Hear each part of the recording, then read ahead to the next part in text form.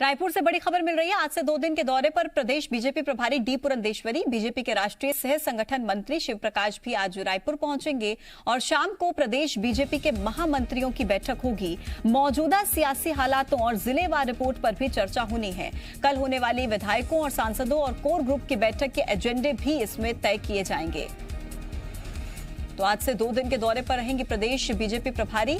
राष्ट्रीय सह संगठन मंत्री शिव प्रकाश भी आज रायपुर पहुंचेंगे। शाम को बीजेपी के महामंत्रियों की एक बैठक होनी है और मौजूदा सियासी हालातों को लेकर और जिलेवार रिपोर्ट को लेकर इसमें चर्चा की जाएगी। और जो कल बैठक होनी है विधायकों, सांसदों और कोर ग्रुप की, उसको लेकर भी एजेंडे तय किए जाएंगे आज की इस बैठक में। तो 2 दिनों तक रायपुर में रहेंगी डी पुरंदेश्वरी और राष्ट्रीय सह संगठन मंत्री शिव प्रकाश भी रायपुर पहुंचेंगे।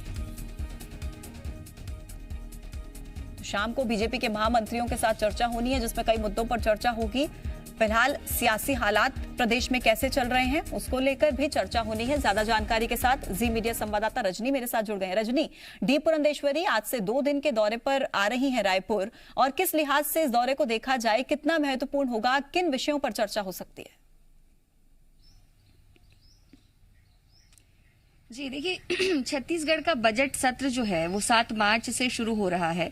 बजट सत्र अपने आप में बेहद अहम होता है और भाजपा पहले भी ये कहती रही है कि बजट सत्र छोटा रखा है सरकार ने इसलिए ताकि चर्चा ना हो सके। तो कई ऐसे मुद्दे हैं जो बतौर विपक्ष भाजपा उठाएगी और इसी को देखते हुए भाजपा प्रभारी डी पुरंदेश्वरी का ये दौरा भी काफी अहम हो जाता है।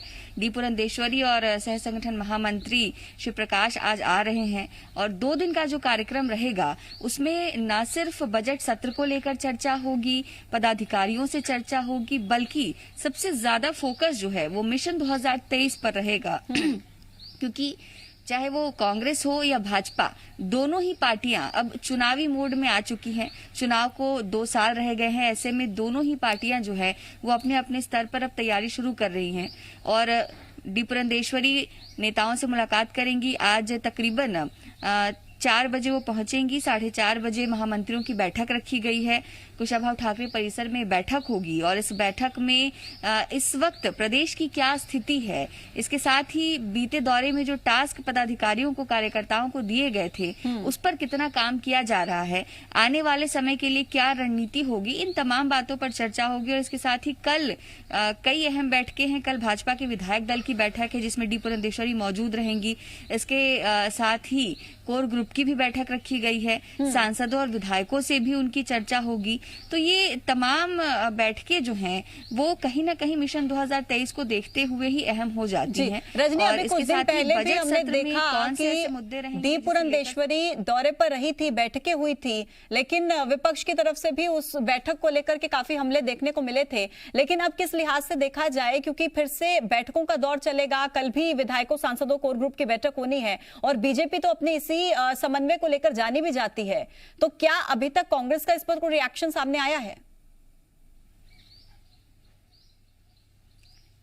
देखिए, ये पार्टियों का तय कार्यक्रम ही है और बजट सत्र शुरू होना है। ऐसे में भाजपा की भी विधायक दल की बैठक है, कांग्रेस की भी विधायक दल की बैठक होगी। तो बैठक या दौरे को लेकर कहीं सियासत तो नहीं है, लेकिन ये जरूर है कि जैसे ही डी पुरंदेश्वरी यहाँ पहुंचेंगी और उसके बाद जो उनके बयान होंगे, छत्तीसगढ़ में जिस तरह से काम हो रहा है, यहाँ की सरकार जिस तरह से काम कर रही है, उस पर जो उनके बयान होंगे उसको लेकर सियासत जरूर देखने को मिलेगी। लेकिन फिलहाल तो भाजपा के लिए ये बैठक काफी अहम हो जाती है क्योंकि लगातार भाजपा सरकार को अलग अलग मुद्दों पर, अलग अलग मौकों पर घेरती रही है।